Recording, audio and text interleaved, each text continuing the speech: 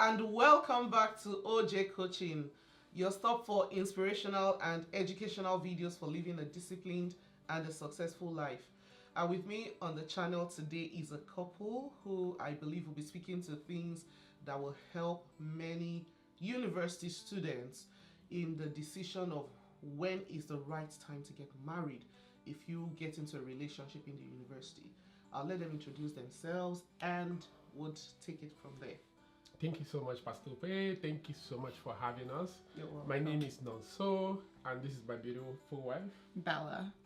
Welcome to this show. Thank you so much. So congratulations, you guys clocked 10 years in marriage. Can you believe that? That's so good. I remember being there while the whole relationship was starting, and it's a beautiful thing to watch how things have evolved over this decade. Oh wow, sounds like a long time. So I believe that my first question will go to Brother Nonso. So what made you to take that decision to get married when you did? Do you want to tell us about what the circumstances were when you got married, and what made you decide to get married at that time? Awesome. Thank you. That's a great question. So before I moved to Canada, that was before 2014, because I moved to Canada September 5th. I can just remember that 2014. Before I moved, I already have in mind that I'm going to settle down come 2015. It was a decision in my heart that I want to get married and I want to settle down. One is I've gotten some prophecies in my life that makes me understand where I'm going to, and this is that direction. And for me to go there, for me to get where I'm supposed to get to, I need someone by my side. So it was a decision in my heart, and I've prayed about it. So moving to Canada was like, it was clearly in my heart. People that know me, people that I interacted with, I told them that I have a plan to settle down at this age, at the age of 26. That's interesting. So I was convinced, and doing that, I'm praying towards it. So my heart is there praying and say, God, I need you to provide, right? Because it's God that is going to give me the wife. So I need you to provide. So meeting my wife, I believe that it wasn't coincident. And the journey in meeting her, it was a great journey because it started with student fellowship. It started with us meeting at student fellowship at the right place to find the right woman. So, oh wow, so anyone who wants to get married, go to a student's fellowship if you're in the university and you want to get married. I'm telling you, because we all know that even some people out there in the secular world, when they want to marry, they still find themselves going into the church to looking for the right woman.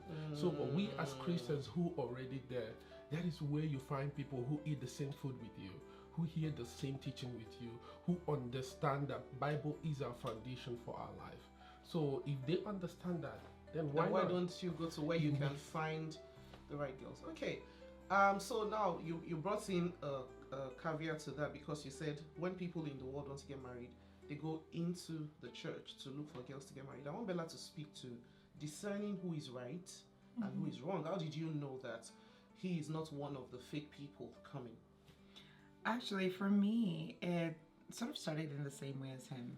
So prior to me meeting him, I had prayed to God and I'd committed myself to God because, you know, in the past dated wrongly and all that. So I got to see different characteristics that I was like, I definitely do not want these types of individuals as a husband. So I prayed to God, and one of the things, and I'm a writer, I always journal, so I had written down, I said, God, I want a very decisive man. I wanted a man who knew, who made decisions and committed to those decisions. And so by the time that I had met him, he approached me. So as you already know, you used to see us in the fellowship, we used to joke around a lot and all of those things. And at some point I was like, you know, I'm joking around with this man, but I don't know who my husband is. So I told him, I said, you know what, let's put a pause on this interaction, because I don't want whoever my husband is to see us fraternizing and getting the wrong idea. So I was like, you know, let's create some distance. And, you know, at church, I ended up meeting him. That was like in the beginning at church. When I met him, he was like, can I come over and speak to you? And so later in the evening, he booked an appointment. He came over. He had, you know, shaved his hair. He came really, really clean. Okay. And I kid you not, before that, I just used to see him as a brother in Christ. But that day when he came into the house, and I deliberately dressed very, very messy because I wasn't trying to be. To impress him. Yes, exactly. So when he came for the first time, I said, "You look good." So is that a tip for the guys when you want to go and propose to He girl? took Look the good. time. He took the Take time. Look Exactly. For the good. first time, I was like, "You look good." And when he came, he didn't like, "Oh, let's chat about this." He came straight to the point. I hadn't even taken like two sips of my drink at the time. And he was like, "I want to marry you." And I was like, "Excuse me?" And I was like, "Absolutely not. Like, we are friends. Why do you want to mess up our friendship?" And I was actually even proposing other women that would be suitable for him. I said, "No, have you seen this girl? Have you seen this girl?" He said, "I am not an indecisive man." And that was like the first banger to me, because that was my prayer. And then I told him, I was like, "No, but still, like, you know," and he's like, "Pray about it." And that's it. He didn't push. He didn't, like, you know, try to impress me further. He just said, "Pray about it." Wow. And I did. That's interesting. So from what you've shared, I'm picking something that taking a decision on who is the right man in the mix of many options is actually supposed to be a journey between you and God, and there has to be a confirmation that this is someone coming based on what God and I have settled. Yeah, so it's very important that you have a relationship with God, and God has given you a direction on how to discern the right man. You can't choose the right man based on your own understanding. Absolutely. Okay, so now my question will go back to, yes, now Pastor Nonso. Yeah. So we find situations where people are in a relationship and they don't have a date, they don't have a time. Like you see them, you know, hanging out together, and there's no definite goal. So the guy hasn't said anything, but all the signs are indicating that something is happening here. Why do you think sometimes guys are like that, where they seem to be, I don't know why guys can be indecisive? Yeah, so I would say that from my experience and being what I just shared here, it's really important for people to have a goal. The reason why a man will go into relationship without actually making decisions, without taking his time, is that he doesn't have a goal, he doesn't have a plan. If you have a plan, the reason you're going, every relationship should have a goal. It can be friendship. Okay, we're friends. That's fine. The next thing, we're cutting. You know, I was clear to my wife that the reason I'm coming into your life, yeah, we've been friends, but the reason I'm coming into your life now is I want to marry you. So let's cut. And then we started the right path. Why? I took her to my pastor and to our pastor and said, okay, we're going into courtship. And with that courtship in mind, we set up a date for wedding. That's interesting. So that is a date. So what we're now working on is to understand each other, because the truth is that when we get into this relationship, we were not in love with each other. We hold hands together and we pray that we can love each other, like be in love with each other. It was not decision. We made it clear that we're not in love. So we're not. It's not the romantic. Thank you. We're not moved by emotions. It was a decision, because we understand that marriage is a covenant. Yeah. So it's not something that, what if the day that, as we're going like 5 years later, we no longer feel that tickling and the butterfly in our stomach. Like, what's gonna happen, right? So it was a decision and a covenant that we understand that this covenant is between us and God. Yeah. So we have to stick with it. So there needs to be a clear goal for your life. So most people go into those kind of relationships that take forever for their own selfish reason. It can be that they just want maybe to go ahead and have some romantic relationship with the person without actually having a clear goal. But as the children of God, as a child of God, we need to have a clear vision so that we don't waste people's time. Right, very, very important. Yeah. So I have a goal, and that goal was clear. So I set a date. Yeah. So if you're going into a relationship with a guy, I would advise from the guy's side, you should be able to ask the guy, like, what is your plan? Yeah. Like, are we trying to know each other, or is this Where is just this relationship where's it going going? to? Or we're just trying to waste each other's time? People should be straightforward. You know, you can be 30 or 26 or 27 and you want somebody to waste 3 years of your 10 time years, or even. 10 years of your time, and then tells you that he's not, has decided That's he's no not longer interested. true. And I know I don't want to take your time, but I just wanted to share that even during our courtship, we faced a lot of issues. We faced challenges. You were present. Pastor Jonty were present. They helped us in the process. If we would have been, there is no goal. We would have Yeah, people we would have break gone a up. separate We would have ways gone our if- separate way because we had issues. We tried to understand each other. We're from different backgrounds. She grew up here. I grew up in Nigeria with a cultural mind, with the mind that this needs to happen, this needs to happen. But at the end of the day, both of us, we come to compromise to understand how our relationship and our future marriage will work. Yeah. And today we're 10 years in marriage, right? So That's really good. actually a great achievement. That's a great accomplishment. So I remember, of course, that you guys took that decision to get married as students in the university. Oh well, maybe doing your masters. Were you both doing your masters? He was doing his You were master's, doing your I was master's. doing mine. Yeah. So now we find that people would say, I want to finish from school before I get married, or I want to work a bit.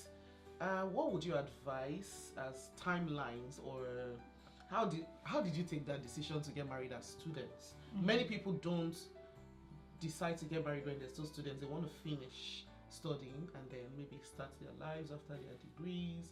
Can you speak a bit to that? Maybe there's someone in a serious relationship and they are thinking, okay, we are ready to get married, but school is in the way. Should we not? What would you advise? You want to go first? Go ahead. I guess it was knowing that you're ready, right, to take on whatever has to come. But more so, I would also just say that it was the planning, regardless of, you know, the time that you already knew that, you know, as students, you're renting somewhere, you're paying bills, you're paying for school, taking care of yourself. So we just decided to join. Like, even in courtship, we had already started doing groceries together. We had already started looking at our financial situation, our bank accounts, and making those decisions together. So by the time we got married, it was a really easy transition. And then I believe that when you have the mindset of we rather than still very me, I guess it makes things very, very easy to transition into working together. That's a good one. That's a good one. Yeah, to also add to what she's saying is that you have to also think about it in another way as well. As a student, right? There's nothing stopping you from being together. Now, marriage is not about how much is in your bank account. Especially for the kind of country like in the Western world, right?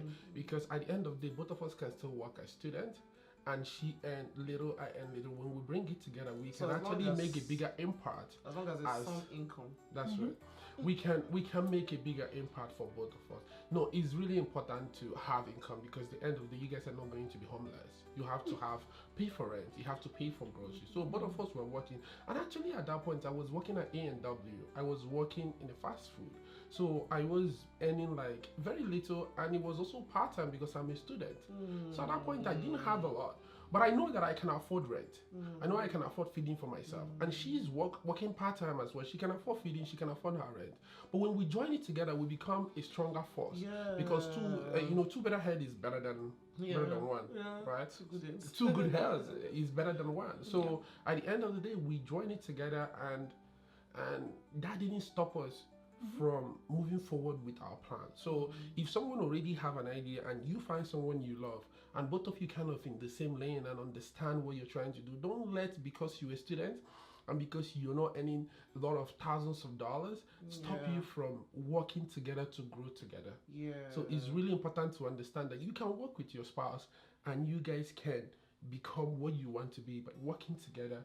And that way, nobody will come and tell you, oh, what are you bringing in the table? You already, both of you came and brought the table together. So it's really makes Okay, more but sense. was it important to, for example, like Bella was doing her bachelor's, was it important to also know that marriage would not distract you from your studies?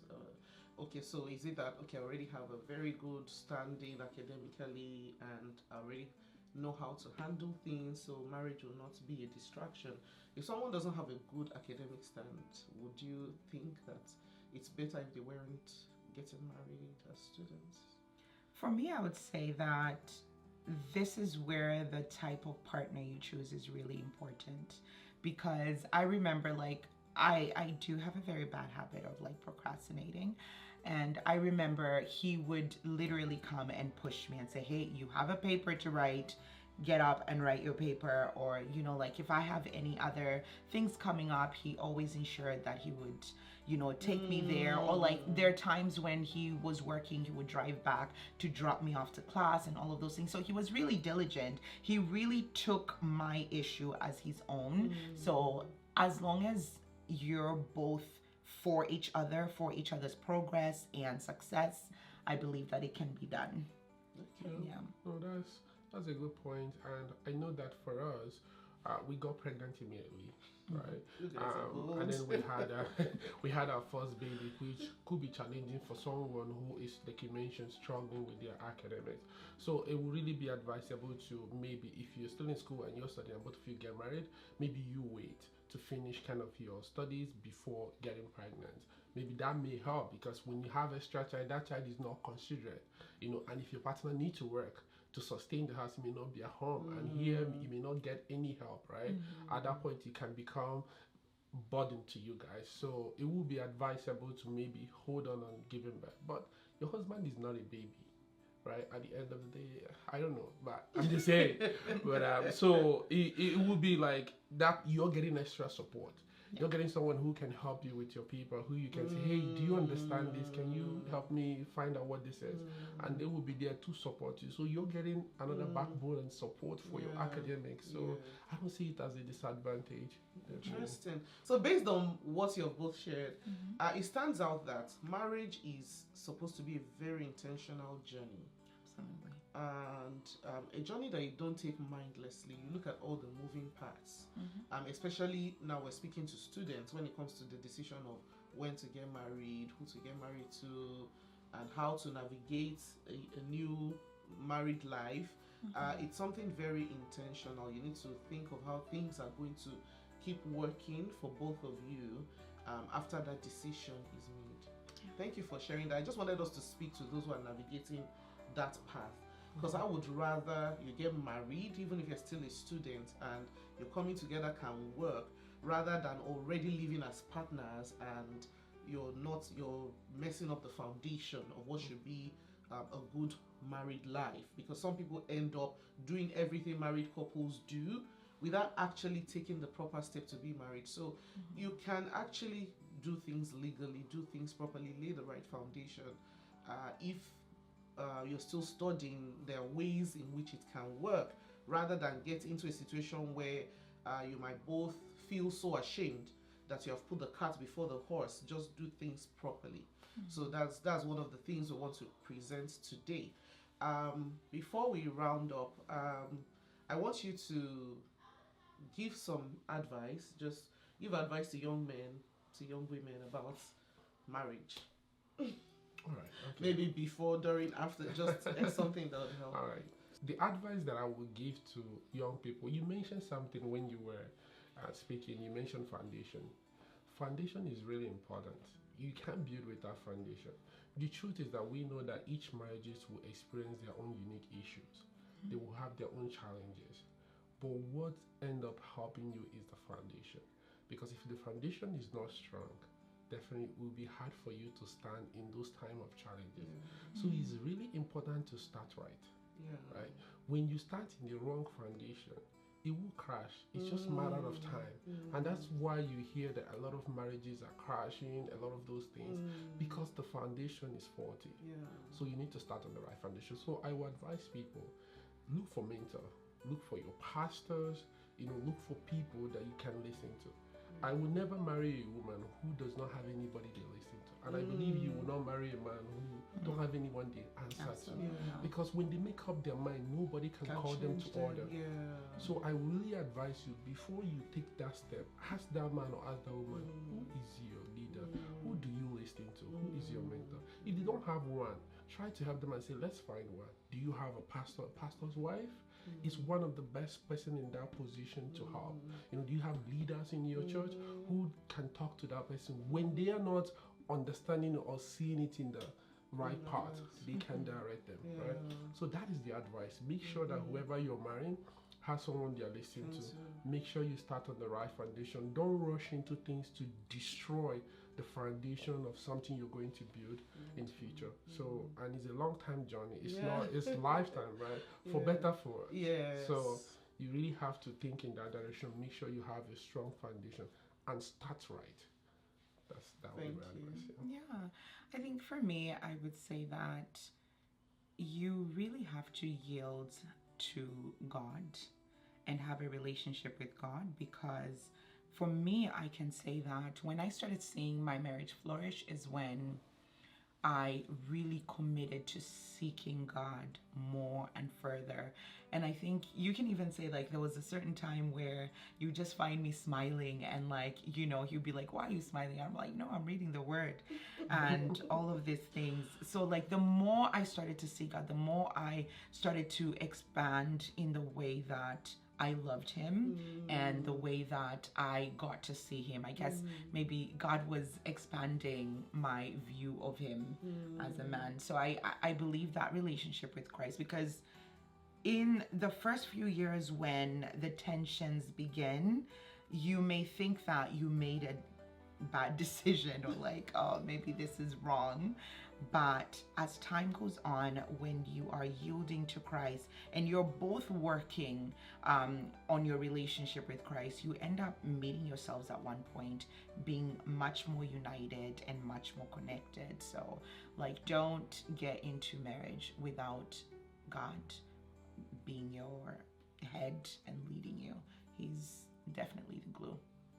Thank you so much. Thank you for joining us on OJ Coaching today. Until we bring you the next one, remember to like, share, subscribe for content that will help you to navigate life practically, looking at things from God's point of view and just being successful and disciplined. Bye for now. God bless you. Thank you.